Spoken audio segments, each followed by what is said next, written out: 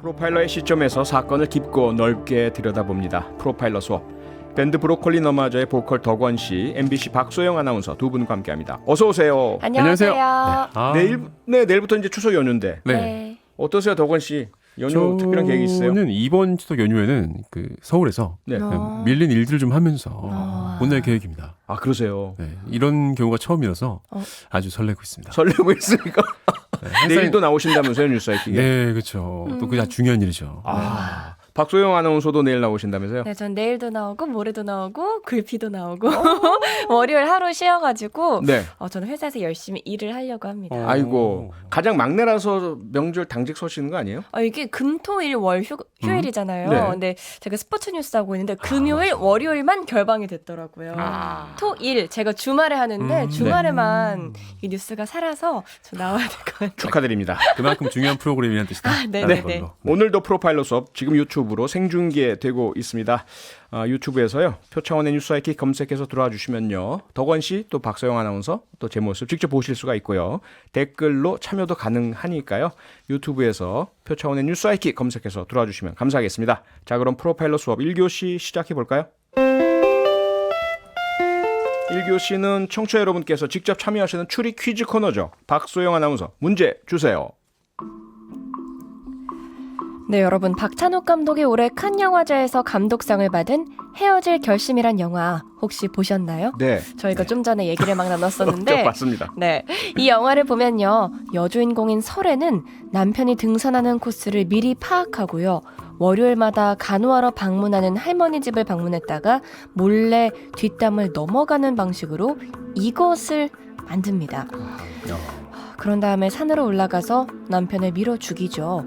완벽한 범죄를 꿈꾸는 범인들은요, 이렇게 자신이 사건 현장 이외의 장소에 있었다는 사실을 만들어내려고 합니다. 자신이 그 사건 현장에 있지 않았다는 사실만큼 가장 강력한 무죄의 증거는 없기 때문이죠. 네.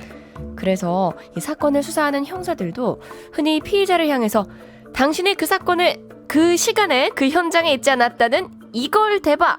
라고 하는데요. 자신이 범죄 현장에 있지 않았다는 걸 입증하는 것, 뭐라고 할까요? 우리말로는 현장 부재 증명이라고 하는데요.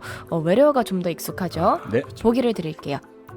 1번 알리바이, 2번 아르바이트, 3번 알리바바. 1번 알리바이, 2번 아르바이트, 3번 알리바바. 네, 범인으로 의심받는 사람은 이걸 입증하는 게 가장 중요하겠죠. 전 세계적인 힌트의 달인 덕원 씨. 네. 모든 청취자께서 정답을 맞출 수 있도록 힌트 좀 주십시오. 야, 사실 이건 그 추리 소설, 뭐 추리물을 좋아하시는 분이라면 모를 수가 없는 단어인데 그렇긴 하죠. 그러다 보니까 또 설명하기 어려운 부분이 있었습니다. 그래서 오답을 좀 설명을 드리면 아하. 보통 이제 단기 근무하는 일자리를 이제 떼레레랭이라고 부르고 네네. 그리고 이제 40인의 도적과 함께하는 아하. 그 이야기 속 주인공이 또 떼레레랭 있지 않습니까?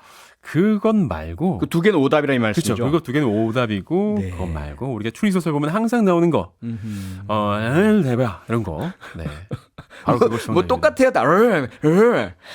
그래서 아마도 소영 씨의 추가 힌트가 필요할 것 같습니다. 오늘 너무 쉬워서 추가 힌트 안 드려도 될 것 같지 않나요? 그런가요? 네. 알겠습니다. 정답을 많은 분이 아실 것 같다는 네. 박소영 아나운서의 진단인데요. 지금 아시는 분께서는 바로 보내주시기 바랍니다. 문자번호 샵 8001번, 짧은 글은 50원, 긴 글은 100원의 정보 이용료가 있고요. MBC 스마트 라디오 미니로도 참여가 가능합니다. 미니는 공짜입니다. 어느 곳으로 참여하셔도 됩니다. 정답자 중 5분을 추첨해서 훈제 선물 세트 드리겠습니다.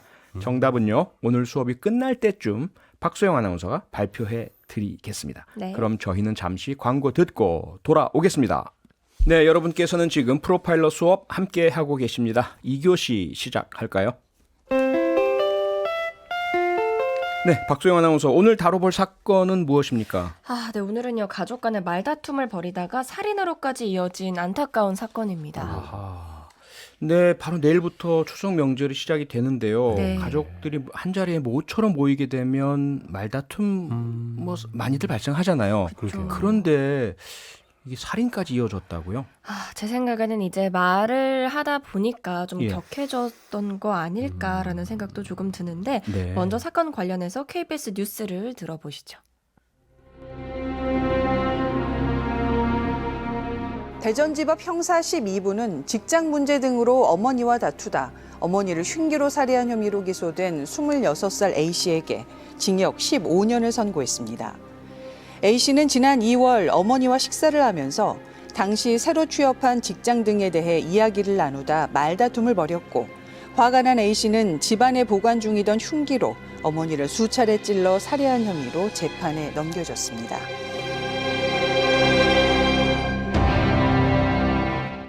너무 좀 안타까운 일인데요. 네. 좀 이런 일이 있기까지 또 어떤 다른 내막이나 좀 안타까운 사연이지 않았을까 생각이 들어서 좀 마음이 무겁습니다. 네. 이 말다툼에서 시작된 대전 친모 살해 사건, 말다툼에서 시작돼서 전 더 안타깝더라고요. 네. 이 사건에 대한 프로파일링을 오늘 요청하겠습니다. 네, 뉴스 내용 들어보시긴 하셨지만요. 우리 청취자 여러분께서 또 구체적으로 이 사건 앞서 덕원 씨 말씀처럼 어떤 내막이 있는지 좀 정리가 필요해 보입니다. 말씀 좀 해주시죠. 네, 오늘의 사건은요. 지난 2021년 2월 설 명절을 앞두고 대전에서 일어난 일입니다. 네. 7년 전에 남편과 사별하고 자식 둘을 홀로 키운 어머니 B씨.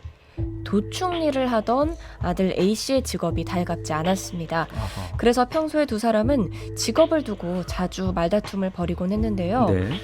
결국 아들 A씨는요. 직장을 그만두고 B씨, 어머니와 함께 대전에 내려와서 살기 시작합니다. 네. A씨는 이후에 가구 공장 등을 전전하면서 일자리를 찾아 나섰는데요. B씨, 어머니는 아들이 일을 진득하게 하지 못하고 방황한다 라면서 핀잔을 줬고 예. 이때부터 모자 사이의 다툼은 잦아졌습니다. 아하. A씨가 대전의 한 병원 시설관리직으로 취직했을 때도 다툼은 계속되는데요. 네. 구급차 운전까지 해야 하는 일에 걱정이 많았던 A씨, 운전 경력이 짧았거든요. 네. 이 A씨는 어머니께 고민을 털어놨는데 어머니 B씨는 아들 A씨가 직장을 핑계로 자신과 떨어져 지내려 한다라고 어허. 생각을 한 겁니다. 26살인 아들이. 네. 2월 6일 설명절을 앞두고 함께 장을 보고 돌아오는 뒤에도 이 문제 때문에 다시 말다툼이 벌어졌는데요. 네. A씨는 앞으로 힘껏 잘해보겠다라고 어머니를 안심시켰지만 B씨, 어머니는 입버릇처럼 했던 말, 날 버리고 가려면 가라라는 말을 반복했다고 합니다. 네. 아들 A씨는 분노해서 집을 나가서 잠시 화를 식힐 생각으로 차를 몰고 어디든 들이받겠다라고 하면서 찻길을 찾기 시작했는데요. 네. 그 모습을 본 어머니 B씨가 그럼 나가서 죽어버려라 라는 말을 했다고 합니다. 예. 이 말에 격분한 A씨는요. 자신의 방에 있던 흉기를 꺼내들고 B씨를 수차례 찔러 살해했고 또 경찰에 곧바로 자수를 했다고 합니다. 이렇게 참 마지막에 다툼할 때 했던 네. 얘기들이 너무 날카로워서 그러니까요. 마음이 아프네요, 진짜. 네. 날카로운 어떤 대화의 표현들도 있지만 제가 좀 주목한 네. 포인트는요. 이 관계인데요. 대전 친모 살해 사건 전개 과정에서 프로파일러로서 제가 주목하는 포인트는 비정상적 애착 관계입니다. 그 애착 관계라면 어머니의 아들에 대한 애착인가요? 아니면 그 반대인가요? 상호 마찬가지로 보이는데요. 앞서 제가 26살 남자라고 질문을 드렸잖아요. 네.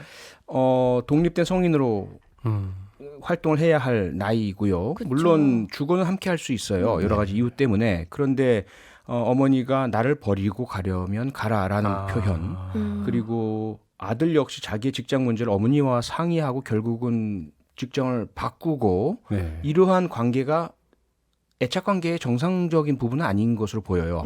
그래서 아마도 이 모자 간의 비정상적 애착 관계가 상호에 대한 의존, 네. 통제, 독립에 대한 불안과 분리에 대한 불안 이런 것들이 이 사건의 내면에 있지 않나 싶어서 비정상적 애착 관계에 좀 집중을 해야 될 것 같습니다. 이제 아들, 그러니까 이 가해자는요, 마지막에 처음부터 내가 살해를 할 생각은 없었다라고 얘기를 했어요. 네. 특히 어머니가 나가 죽어라라고 했던 말을 격분해서 이제 이런 범죄를 저질렀다고 했거든요. 예. 근데 생각해보면 이제 네. 자식을 키우다 보면 조금 강한 어조로 자식을 타이르기도 하잖아요. 그럴 수도 있죠. 네. 근데 제가 생각하기에는 이 말도 좀 격하긴 했지만 아들을 걱정해서 한 말인 것처럼 느껴지기도 하는데 네. 그 말이 너무 큰 칼이 돼서 아들의 마음에 박혔던 걸까요? 그 말 한마디가 원인이다라고 보기에는 너무 좀 말의 힘이 크다라고 볼 수밖에 없잖아요. 말 한마디가 네. 사람을 죽일 수 있다. 물론 우리가 그런 얘기를 하긴 하지만 촌철살이라는 표현도 하고 네. 실제로는 그렇게 26 성인을 갑자기 어머니 살해범으로 만들 수 있는 힘을 말이 가지고 있지는 않거든요. 그래서 그 표현으로 인해서 이런 이상 행동이 촉발되게 된 이면에 있는 관계에 집중을 하고 싶은 겁니다.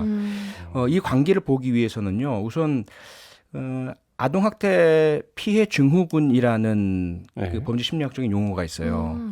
Abuse Child Syndrome이라고 그 원어 표현이 되고 있는데 영어로 아동학대를 어린 시절부터 오랜 기간 당한 그 경우에는 성장한 이후에 인지, 사고, 감정 조절, 정서 등의 문제가 생기는 경우가 많습니다. 아 정말. 그들 중에 일부가 어떤 촉발 요인이 발생을 하면 네. 그 학대 가해자인 부모를 공격하는 일도 있고요. 네. 아니면 자기를 자해하는 경우도 있고요. 아. 또는 타인에게 이상 공격을 하는 경우들도 있어요. 이런 상황들을 아동학대 피해 증후군이라고 하거든요. 네. 그러한 그 내면 이상 심리가 깔려 있을 경우에 이 말 한마디 때문에 살해 행위를 하는 일이 설명이 되는 거죠. 그리고 앞서 제가 좀 비정상적 애착 관계라는 말씀을 드렸잖아요. 네. 그러니까 우리나라는 너무 이제 부모 자식 간의 관계를 가깝게 인지하는 문화 전통이 있다 보니까 맞아요. 이 비정상적인 부모 자식 관계에 대해서 그다지 주목을 하지 않고 있는데요. 조금만 찾아보시면 외국에도 이런 유사한 문제들이 많아요. 그래서 정신의학계에서도 네. 이러한 부분들에 대해서 그 인펀틸라이제이션, 그러니까 인펀트라는 용어 아시죠? 아기, 네, 갓난아기. 예, 영아, 갓난아기나 유아라는 네. 표현인데요. 성인인 자녀를 아기로 본다는 거예요. 또 아기로 만들고. 그럼 무슨 말이냐면 그 나이 또래에 맞는 독립적인 생활, 독립적인 관계, 독립적인 직업, 독립적인 주거를 하지 못하도록 통제하고 자기의 그런 보호하에 계속 묶어두려고 하는. 일부처럼. 네. 네, 이러한 현상을 인펀틸라이제이션이라고 해요. 너무 그런 것 같은 게 이 예. 어머니가 이제 도충 일을 하는 게 전혀 부끄러운 일이 아닌데도 예. 언제까지 그런 일 할래? 나한테 미안한 줄 알아라고 얘기를 했다고 하더라고요. 그러니까 그게 정상적인 표현은 아니죠. 네. 이게 참 사실 어떻게 보면 아동 학대의 피해자인데 나중에 이걸 또 누군가에게 혹은 자기 자신에게 가해를 하는 입장이 된다는 게 너무 네. 안타깝기도 하고 또 만약 이런 아동 학대에 대한 문제들이 점점 대두가 되고 있는데 네. 그런 것들이 점점 심해지는 걸 보면 사회 문제로 일종의 사회 문제로 봐도 되지 않을까요? 두 가지를 다 봐야죠. 참 안타까운 것이 피해자가 가해자로 네. 변화하는 사건들이 제가 한 30여 년간 범죄 사건을 분석하면서 가장 가슴 아픈 사건들이에요. 아동학대도 그렇지만 가정폭력도 그렇고요. 가정폭력. 학교폭력 학교 같은 폭력도 경우 마찬가지고요. 정말 많잖아요. 군대 내 폭력도 그렇고 네. 다양한 형태로 자기보다 힘이 센 권위가 있고 지배관계에 있는 자로부터 폭력이나 학대 피해를 당하던 사람들이 그 피해로부터 제대로 된 보호나 지원을 네. 받지 못하게 된다면 역시 뭐 정서나 감정 조절, 행동 조절에 문제가 생기거든요. 네. 그 결과 가해자에 대해서 나중에 직접 그 당시에 공격이나 학대를 당하고 있는 상황이라면 뭐 정당방위 얘기를 할 수도 있겠고 정상 참작의 여지도 있겠지만 네. 그 학대나 폭력 지배가 끝난 이후에 나중에 가해자를 찾아가서 공격하는 경우도 있어요. 야, 그러면은 그 어떤 참작이 되지 않아서 그러니까요. 좀 과중한 처벌을 받겠군요. 그러니까요. 그 시차가 법원에서는 뭐 정상 참작이나 또는 뭐 감형 사유로 인정이 되지 않아서 안타깝고요. 또 하나는 이번 사건의 지금 1심이긴 하지만 형량이 징역 15년형 상당히 무거운 형량입니다. 네. 살인 사건 중에도 초범 살인 사건에 이렇게 무거운 형량 내려지는 예가 많지 않거든요.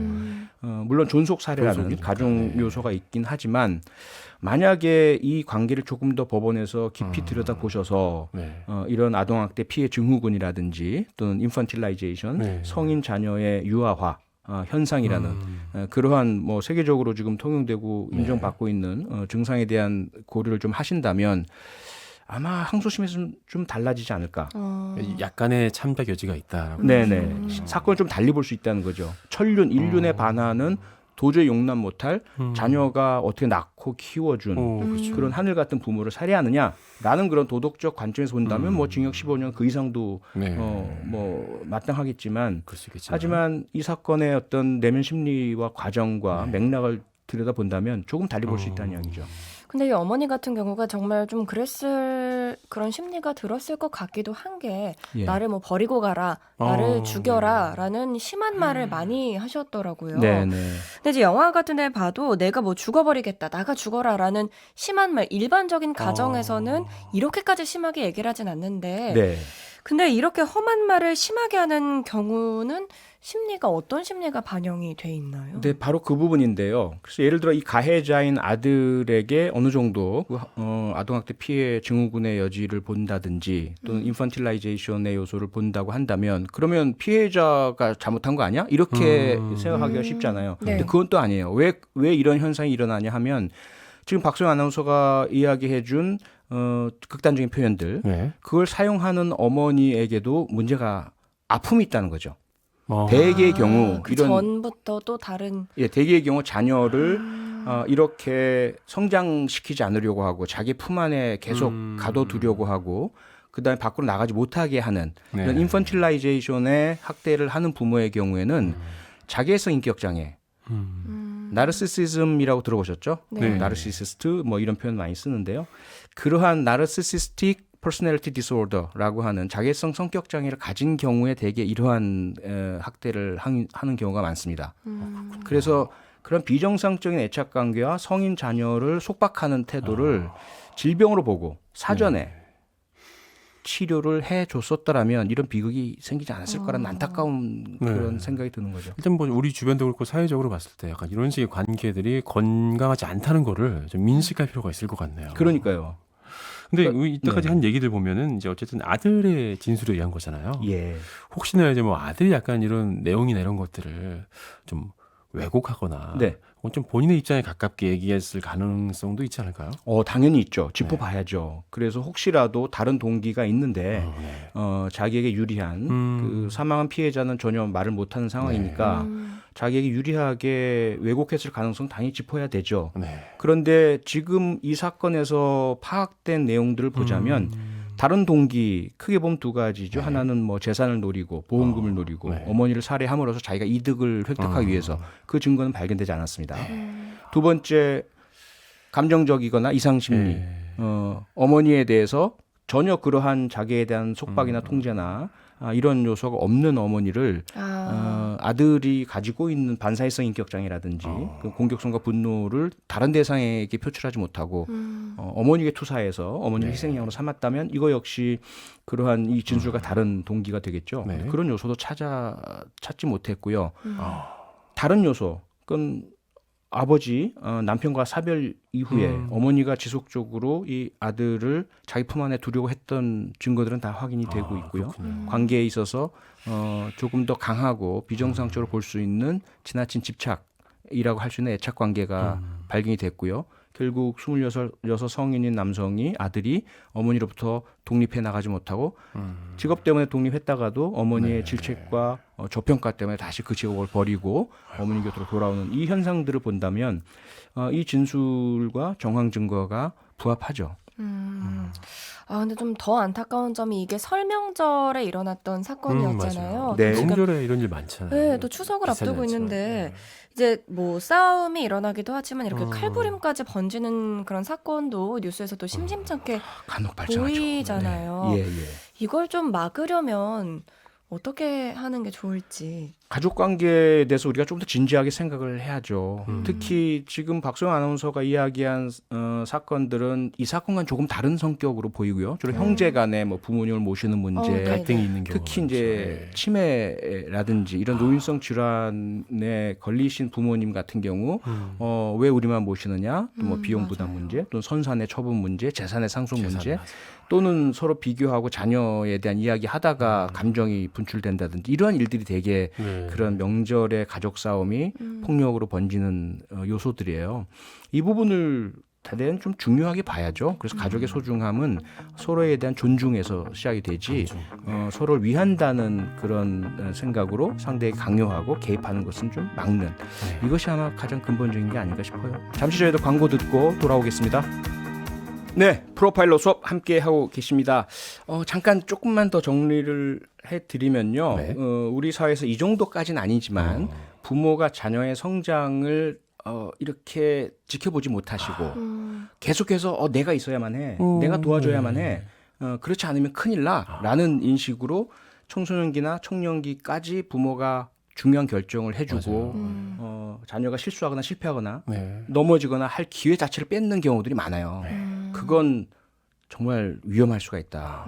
놓아주셔야 된다. 네. 스스로가 알아서 넘어지고 깨어질 기회를 주셔라 하는 말씀 꼭 드리고요. 네, 맞습니다. 네, 오늘 1교시에 추리 퀴즈 내드렸죠. 박소영 아나운서 문제 다시 한번 말씀해 주시고 정답 알려주세요. 네, 오늘은요, 범죄 수사 용어를 묻는 문제를 드렸습니다. 어떤 범죄 사건이 발생했을 때 범인으로 의심받는 사람들이 가장 먼저 또 가장 확실하게 범행을 부인할 수 있는 게 바로 요건데요. 네.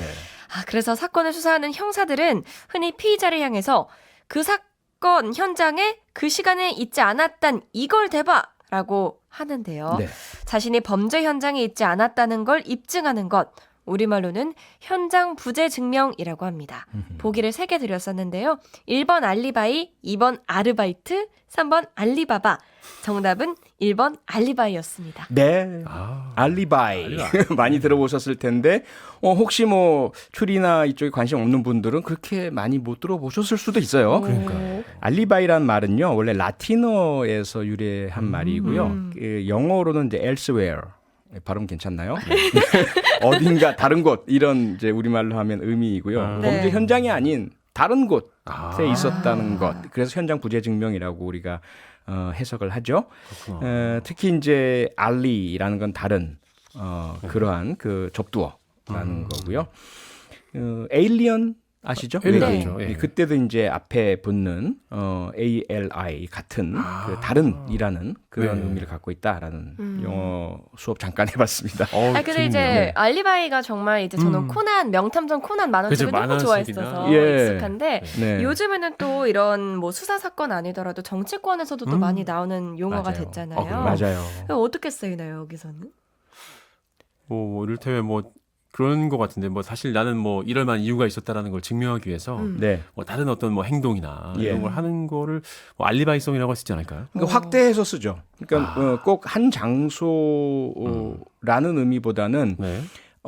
자기가 어떤 행동을 하기 위해서 네. 사전에 미리 예비적으로 네. 나는 뭐 나쁜 사람이 아니야라든지 빠져나갈 구멍을 그리고 빠져나갈 약간 구멍을 만드는 걸 주로 만들어놓는. 알리바이라고 최근 많이 사용을 하고 있죠.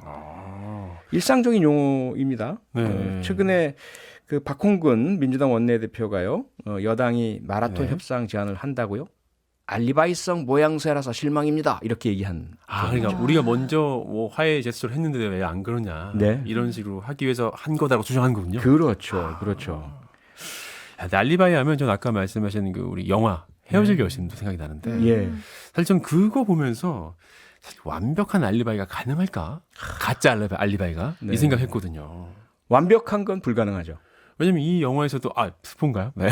스포인데요. 사실은 안 보신 분은 정말 죄송합니다. 그 자체 이미 다 근데 워낙 많이 알려졌으니까. 네. 예, 다만 그 박찬욱 감독이 설계한 알리바이는 너무 치밀하고 치밀했죠. 스마트폰과 네. 앱까지 활용하고 막 여러 가지가 있습니다. 그렇지만 그게 완벽하지 않고 결국은 사람으로 완결이 된다는 게 저는 되게 인상 깊었어요. 그렇죠, 그렇죠. 예. 사람이 어떤 그게 없으면 예. 완벽하게 속일 수 있나? 글쎄요. 나중에 탕웨이가 딱 여기까지만. 다음으로 좀 네. 넘어가야 될 것 같은데 제 생각엔 요즘 이런 생각이 들어요. 요즘엔 뭐 예. 카드 이용 내역 그리고 뭐 네, 맞아요. 휴대폰 GPS 같은 것도 있고 네. 그래서 요즘 같은 경우에는 내 알리바이를 입증하기가 너무 쉽지 않아졌나. 알리바이가 오히려 대부분 있지 않을까 하는 생각이 드는데. 가짜를 만들 수 있다는 거죠. 네. 만들 수도 있고 뭐 내가 범인이 아니란 걸 그렇죠? 내 아니라는 걸 범인이 아닐 증명하기가 경우. 쉬울 것 같은데. 그렇죠. 어떤가요? 범인이 아니라면. 아니라면 그런데 범인인 경우에도 덕원 씨 말씀처럼 오히려. 예. 그 기술을 역이용하고 악용할 경우에는 스마트폰 두고 오는 거예요. 예, 조작과 왜곡을 할 수도 있죠. 어. 많은 정답들이 좀 많이 많이 왔네요. 했죠. 와. 네, 소개 좀 해주실까요? 네, 소영 씨부터. 6535님께서 피의자에게 알리바이를 반복해서 물어보면 헷갈려서 범죄를 들킬 수도 있겠죠. 좋은 방법인 것 같아요. 네. 그리고 미니 정은혜님은요. 명절마다 늦게 오는 형님들 알리바이가 의심스러워요. 와. 조사 좀 해볼까요? 그래서 네. 인증샷이 필요한데. 네, 9451님 정답 알리바이입니다. 시골 가는 길에 처음 듣는데 너무 재밌네요. 와, 고맙습니다. 2180번님 알리바이 지금 이 시간까지도 일하는 모든 분들 힘냅시다. 이 시간까지. 5500님 정답 1번입니다. 퇴근길인데 길이 많이 밀리네요. 모두 즐거운 한가위 되세요. 라고 하셨습니다. 네, 여러분 모두 알리바이가 필요 없는 투명하고 깨끗하고 준법적인 생활하시기 바라고요. 네. 행복하고 즐거운 명절 보내시기 바랍니다. 이분들 포함해서요. 오늘 추리 퀴즈 맞추신 분 가운데 5분 선정해서 훈제 선물 세트 보내드릴게요. 오늘 프로파일러 수업은 여기까지입니다. 밴드 브로콜리 너마저의 덕원 씨, MBC 간판 박소영 아나운서 두 분과 함께했습니다. 두 분 수고하셨습니다. 네, 감사합니다. 감사합니다. 내일 만나요. 평일 저녁 6시 5분에 여러분을 찾아갑니다. MBC 라디오 표창원의 뉴스 하이킥.